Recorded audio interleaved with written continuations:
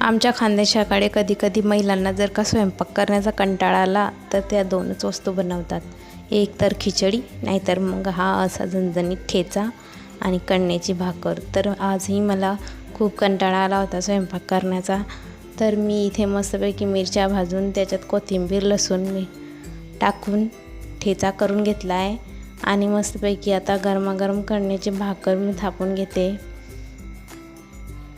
आणि असा हा झणझणीत ठेचा आणि कणण्याची भाकर खूप छान लागते संध्याकाळच्या वेळेस। जर का तुम्हाला कधी स्वयंपाक करण्याचा कंटाळा आला तर तुम्ही नक्की ट्राय करून बघा।